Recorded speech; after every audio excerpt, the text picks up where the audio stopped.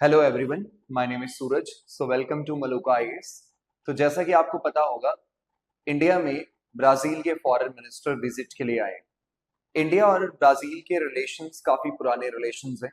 1948 में ही ब्राजील एक ऐसी फर्स्ट लैटिन अमेरिकन कंट्री बनी थी जिसने डिप्लोमेटिक रिलेशंस भारत के साथ एस्टैब्लिश किए थे। तो आइए आज जानते हैं इंडिया और ब्राजील के रिलेशनशिप को और उनके आपस में किस तरह का इंटरनेशनल कोलैबोरेशन है उसके बारे में। राइट। सो फर्स्ट, सबसे पहले हम देख रहे हैं टेस्ट सीरीज। तो टेस्ट सीरीज 2025 जिसकी मेंटरशिप आपको मलुका आईएएस से मिल सकती है, काफी अच्छी टेस्ट सीरीज बनाई गई है जिसमें 64 क्लास टेस्ट आपको मिलेंगे। 34 प्रीलिम्स के हैं और 30 इसमें मेंस के हैं और 15,000 प्लस एमसीक्यूज जो टॉपिक वाइज है उनका काफी सेल्फ प्रैक्टिस जो है वो अच्छे से की जा सकती है। और ये जो टेस्ट सीरीज है वो आपकी ऑनलाइन और ऑफलाइन दोनों मीडियम्स के अंदर अवेलेबल है और इसके साथ में हिंदी और इंग्लिश में भी अवेलेबल है। तो आप इसको डायरेक्टली जा करके मलुका आईएएस के फोन नंबर पे आप कांटेक्ट कर सकते हैं या डायरेक्टली आप वेबसाइट पे विजिट कर सकते हो। राइट। सो नेक्स्ट शुरू करते हैं इंडिया एंड ब्राजील। तो अभी जैसा कि मैंने आपको बताया कि इंडिया और ब्राजील के जो डिप्लोमेटिक रिलेशंस हैं वो 1948 से स्टार्ट होते हैं। सो बेसिकली इंडिया ब्राजील की जो स्ट्रेटेजिक पार्टनरशिप है जिसमें काफी डीपन ये हुई है और डाइवर्सिफाई हुई है ओवर द इयर्स, ऐसा कहना है external affair minister S Jaishankar का।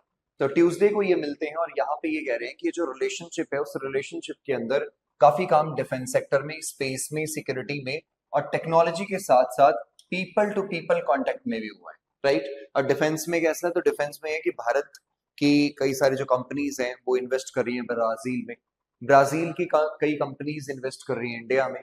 तो इसके साथ में ब्राजील के साथ अगर कोई हथियारों की डील भी है तो उसमें भी वो एक्सचेंज कर रहे हैं टेक्नोलॉजी को लेकर के। साथ में स्पेस में, तो इंडिया आज स्पेस में एक बहुत बड़ी पावर बन चुका है। हमने कई सारे ऐसे वर्ल्ड क्लास मिशन से पूरी दुनिया को बताया है कि हमारे पास ये इंडिजीनियस टेक्नोलॉजी है, हमने इसको खुद डेवलप किया है। और ब्राजील भी चाहता है कि उनके साथ भी ये स्पेस का जो प्रोग्राम है उनके साथ भी शेयर किया जाए, उसको भी पार्टिसिपेट किया जाए जिसका बेनिफिट उन लोगों को भी मिल सके। राइट। इसके साथ में जो सिक्योरिटी और टेक्नोलॉजी के एरिया में लाइक बायोफ्यूल्स का, ठीक है, या फिर हम लोग बेसिकली अगर ब्राजील का देखें तो ब्राजील में काफी बड़े एरिया में वहां पे अमेजोन फॉरेस्ट आपको मिलेंगे।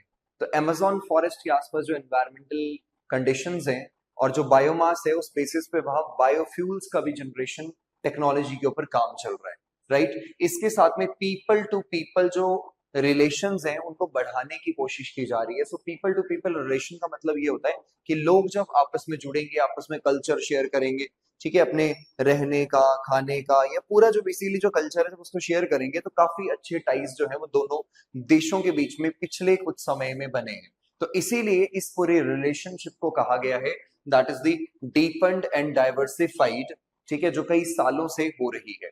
इसके साथ में उन्होंने ये भी कहा है कि इंडिया जो है वो पूरा सपोर्ट करता है G20 की प्रेसिडेंसी को जो इंडिया ने हैंड ओवर की थी ब्राजील को। तो ब्राजील जो है वो अभी प्रेसिडेंट है G20, जो कि एक पावरफुल और बहुत ही इन्फ्लुएंशियल ग्रुप है। तो उसके जो जितने एफर्ट्स वहां पे किए जा रहे हैं ग्लोबल साउथ के लिए, उसमें ब्राजील को हम पूरी तरह से सपोर्ट करते हैं, ऐसा इंडिया का मानना है। राइट। सो इसके साथ में जो ये रिलेशनशिप है उस रिलेशनशिप में ये कहा गया कि हम बेसिकली जो आपस में जो अंडरस्टैंडिंग है इंडिया और ब्राजील की, ठीक है, उसको अलग कोऑपरेशन और चैलेंजेस उसके साथ में उसको देखते देखते उसको आगे ले जाना चाहते हैं। राइट। तो फर्स्ट हम लोकेशन देख लेते हैं ब्राजील की। So this is the Brazil. So Brazil एक ऐसी कंट्री है जो आपको लैटिन अमेरिका में मिलेगी, यानी साउथ अमेरिका में मिलेगी। तो साउथ अमेरिका जो कॉन्टिनेंट है इसमें साथ साथ में आप देखोगे तो इस पूरे एरिया में ये ब्राजील फैला हुआ। ब्राजील की जो बेसिकली एक साइड पे अगर आप देखोगे specifically on the eastern side, तो यहाँ पे अटलांटिक ओशन है।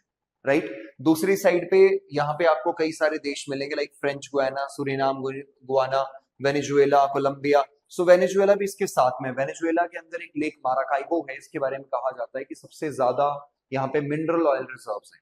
वैसे ब्राजील के एरिया में अमेजोन रिवर है और ये अमेजोन रिवर दुनिया की सबसे लार्जेस्ट रिवर मानी जाती है in terms of water volume. और इसके साथ में जो ये डेल्टा बनता है इस रिवर का, तो इस रिवर का जो डेल्टा इस एरिया में बन रहा है, तो यहां से इक्वेटर पास करता है और ये जो डेल्टा अमेजोन रिवर का है, this is also famous for natural gas. ठीक है, नेचुरल गैस के रिजर्व्स हैं, मिनरल ऑयल के रिजर्व्स हैं।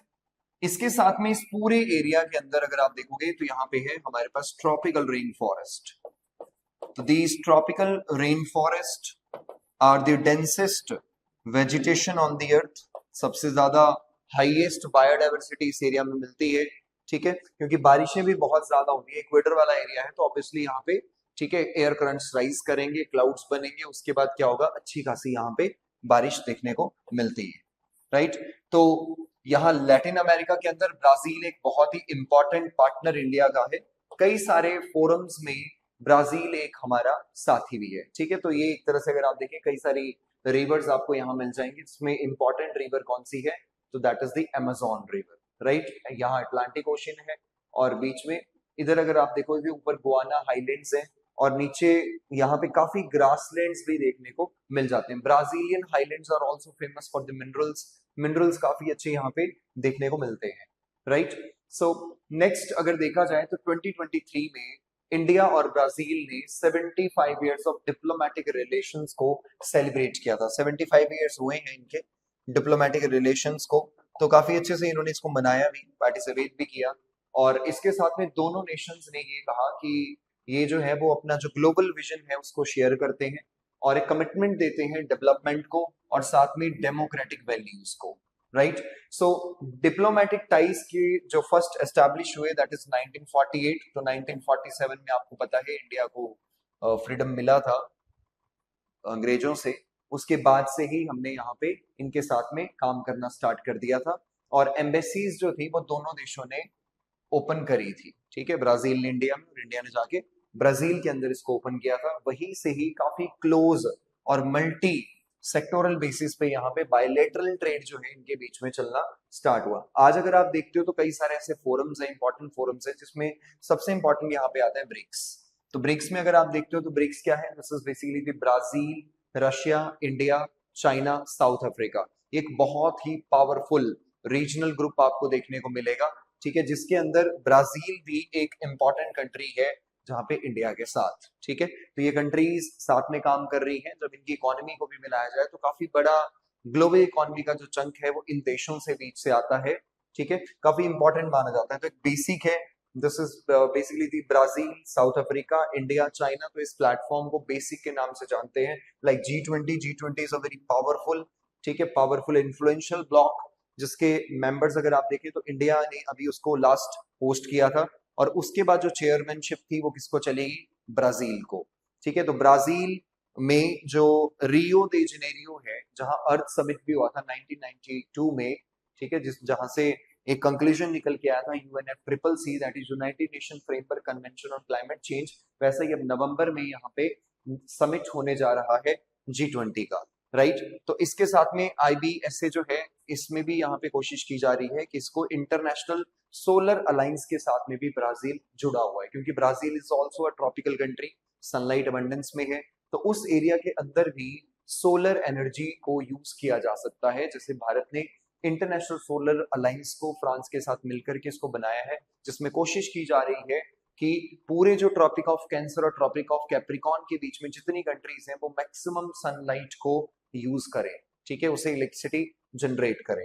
राइट, सो इस रिलेशनशिप को एक तरह से एक लैंडमार्क विजिट जो है वो ये कहा जा रहा है कि लैंडमार्क विजिट जो बेसिकली किया था प्रेसिडेंट ने वहां के, ठीक है, इंडिया में जनवरी 2020 में।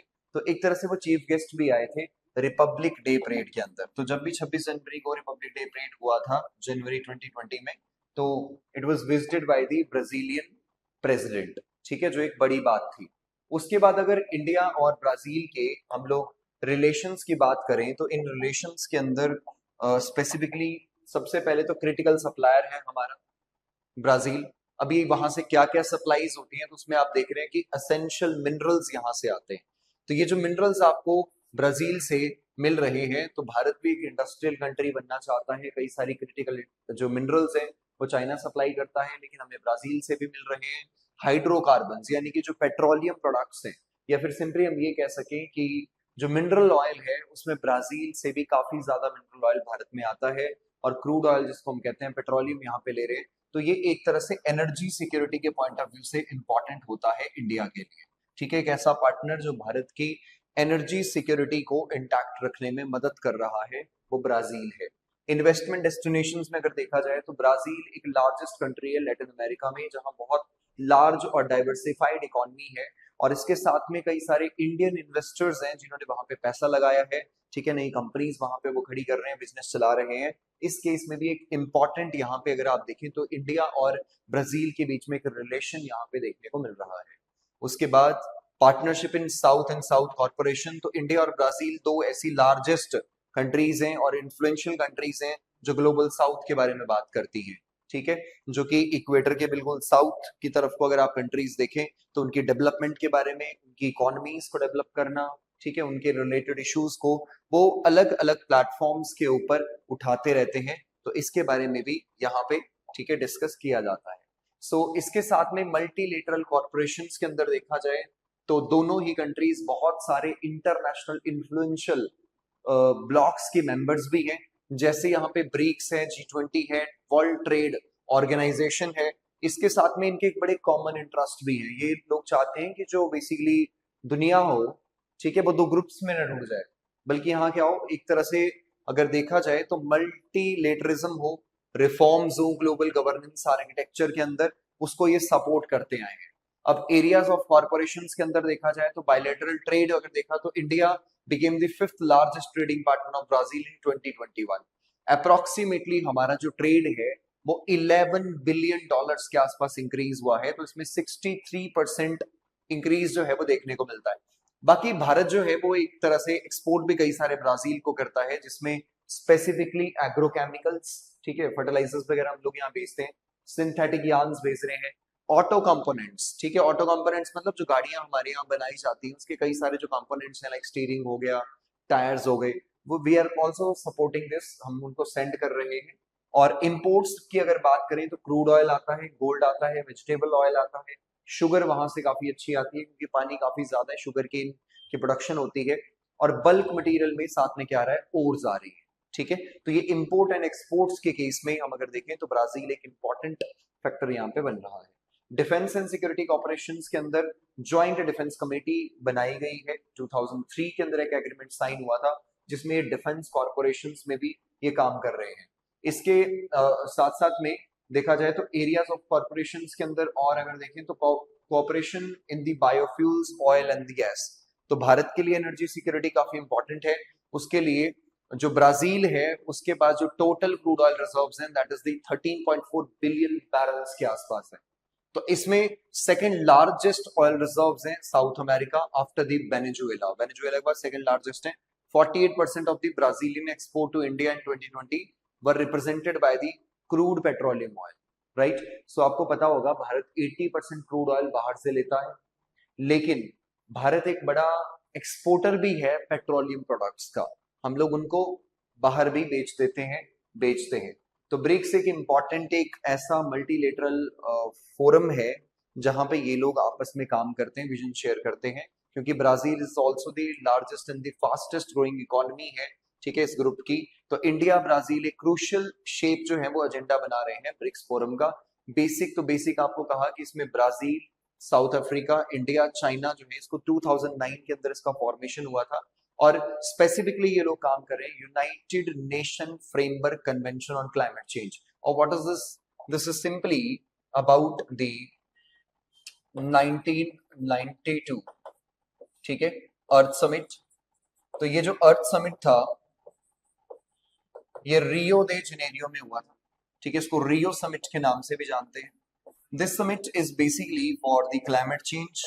दुनिया भर के रिप्रेजेंटेटिव्स आए थे, वो क्लाइमेट चेंज के बारे में डिस्कस किया कि क्लाइमेट चेंज कैसे हमें नए चैलेंजेस पोज कर रहा है, तो इसको हम कैसे सब मिलकर के इस प्रॉब्लम को हम हटा सकते हैं, कम कर सकते हैं, उसके बारे में बात करना। तो इसको कम करने के लिए बेसिकली क्या है, फोरम बनाया गया, that is the agreement UNFCCC, this is the United Nation Framework Convention on Climate change. तो इसमें क्या होता है कि इसमें जिन्होंने भी इस एग्रीमेंट को साइन किया है वो हर साल दुनिया के किसी कोने में मिलते हैं, उसको हम कॉन्फ्रेंस ऑफ पार्टीज कहते हैं। पहली कॉन्फ्रेंस ऑफ पार्टी जो थी ये हेल्ड हुई थी बर्लिन में इन 1995। ठीक है, और इसमें जो इंपॉर्टेंट है that is the Kyoto protocol. ठीक है, निकला था क्योटो से, क्योटो 1997 के अंदर सीओपी हुआ था। ठीक है, उसके बाद पेरिस क्लाइमेट डील, और लगातार ये जो मीटिंग्स हैं वो होती रहती हैं। इसमें इंडिया ब्राजील जो है ये भी अपनी बात रखते हैं। ठीक है, एक साथ यहाँ पे काम करते हैं। तो उसके लिए स्पेसिफिकली यहाँ पे अगर देखा जाए तो ये कोपहेगन समिट जो है, तो इसमें बेसिकली ये यहाँ पे बेसिक जो ग्रुप है ये बनाया गया था इनके थ्रू, राइट। सो इसके साथ में अगर देखें तो G4, that India and Brazil are both members of the G4 along with Japan and Germany, इन्होंने ये बना के रखा है। तो इसमें क्या करते हैं ये लोग, बेसिकली एक दूसरे की यूनाइटेड नेशंस सिक्योरिटी काउंसिल्स के अंदर, ठीक है, परमानेंट सीट के सपोर्टर है। ठीक है, क्योंकि ये लोग चाहते हैं कि यूनाइटेड नेशन के अंदर अब रिफॉर्म्स आए, और इन रिफॉर्म्स के अंदर जो P5 कंट्रीज हैं, ठीक है, जिनका पहले इन्फ्लुएंस था लेकिन अभी नहीं है, क्योंकि इंडिया अगर आप देखोगे 142 करोड़ पीपल है, काफी ज्यादा, मतलब ये फोर्स रखते हैं पूरी दुनिया के अंदर, इनकी वॉइस को सुना जाना चाहिए। साथ में जब इतनी बड़ी डेमोक्रेसी भी है और इतना बड़ा इकोनॉमी भी है, तो कम से कम यहाँ पे यूनाइटेड नेशन सिक्योरिटी काउंसिल्स के अंदर क्या किया जाए, रिफॉर्म किया जाए, इंडिया को एक परमानेंट मेंबर इसका बनाया जाए। ठीक है, ट्रेड कंपटीशन जो है वो बेसिकली एक्सपोर्ट एग्रीकल्चरल प्रोडक्ट्स का, शुगर एंड मीट का है। मीट अगर आप देखें तो India is also the second largest meat exporter. हम लोग बहुत सारा मीट यहाँ से क्या करते हैं, एक्सपोर्ट करते हैं, इसमें कंपटीशन भी देखने को मिलता है। और शुगर केन सब्सिडी अगर देखा जाए तो ब्राजील बार बार वर्ल्ड ट्रेड ऑर्गेनाइजेशन के अंदर ये कंप्लेंट करता है कि इंडिया जो है वो सब्सिडाइज करता है अपने शुगर केन लगाने वाले फार्मर्स के ऊपर।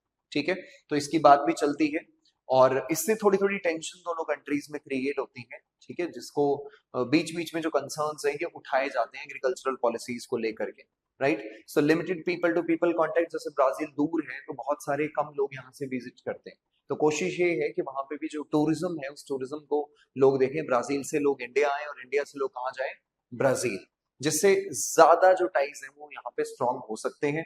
इसके साथ में चाइना का जो रोल है, तो चाइना अगर देखें तो एक कंसर्न है, बेसिकली ब्राजील का लार्जेस्ट ट्रेडिंग पार्टनर है चाइना। तो अगर हम लोग अपने रिलेशंस को और एस्टेब्लिश करना चाहते हैं ब्राजील के साथ, तो हम सिंपली क्या है कि कोशिश ये कर रहे हैं कि हम चाइना से ज्यादा अच्छा इनसे कांटेक्ट बनाएं, राइट।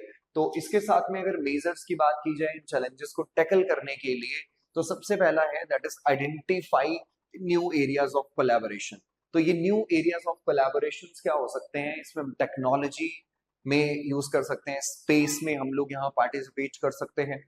इसके साथ साथ में ये दोनों कंट्रीज जो है वो नई अपॉर्चुनिटीज क्रिएट कर सकते हैं जिससे इनका एंगेजमेंट और ज्यादा बढ़ जाए। ठीक है, लाइक कि अगर operationalisation of social security agreement जो दोनों देश जो है वो मार्च 2017 में किया गया, जिसमें इन्वेस्टमेंट अलाउ की जाती है, ठीक है, पेंशन फंड्स की, और बेसिकली जो बिजनेस को इनकरेज करेगा, इन्वेस्टमेंट को इनकरेज करेगा। Tariffs and non tariffs barrier, जैसे दोनों देश जो टैरिफ्स और नॉन टैरिफ बैरियर्स हैं उनको कम से कम करें, ज्यादा से ज्यादा ट्रेड एक दूसरे का खोले, जिससे वो बैरियर्स की फॉर्म में ना काम हो सके। ठीक है, तो उसके लिए भी कोशिश जारी है, राइट। सो इसके साथ में people to people contact and cultural ties के अंदर यही है। एजुकेशनल एक्सचेंजेस, यानी काफी सारे जो ब्राजीलियन स्टूडेंट्स हैं they can also take admission in the Indian institutions like IIT, IIM, ठीक है, NIT, उनके अंदर भी ले सकते हैं। टूरिज्म को हम लोग यहाँ पे चला सकते हैं और अंडरस्टैंडिंग कर सकते हैं एक दूसरे के कल्चर को, क्योंकि Brazil is also very very rich in the culture. ठीक है, तो यहाँ पे एंगेजमेंट हमारा अच्छा हो सकता है। और इसके साथ में इंडिया की जो फिल्म इंडस्ट्री है काफी ज्यादा पॉपुलर मानी जाती है ब्राजील के अंदर। तो ब्राजील के अंदर अगर पॉपुलर मानते हैं तो मतलब हमारा जो कल्चर है वो वैसे भी वहां तक पहुंच चुका है, तो उसको और डीपन करने की क्या है, जरूरत है। एनर्जी कोऑपरेशंस के अंदर इंडिया ब्राजील बहुत बड़े कंज्यूमर्स भी हैं, प्रोड्यूसर्स भी हैं एनर्जी के। तो ये बेसिकली इंटरनेशनल एनर्जी एजेंसी जो है इंडिया ब्राजील की, उसने कहा है कि फास्टेस्ट ग्रोइंग एनर्जी मार्केट्स हैं ये दो दुनिया में बड़ी।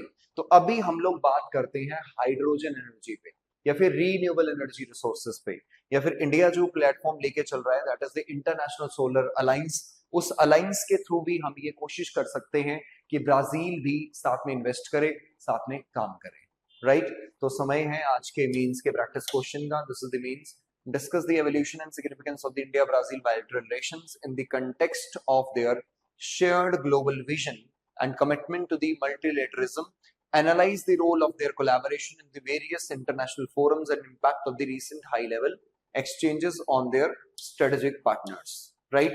So this is the monthly magazine of Maluka IAS. तो आप इसको पढ़ सकते हैं, काफी अच्छी मैगजीन है, कॉम्प्रिहेंसिवली ये बनाई गई है, जिसके अंदर अगर आप देखोगे कई सारे डायग्राम्स, फ्लो चार्ट्स हैं। ये सिर्फ आपको 29 रुपीज में इसका पीडीएफ मिलेगा, हिंदी इंग्लिश दोनों में ये अवेलेबल है। ठीक है, तो आज के लिए इतना ही। Thank you.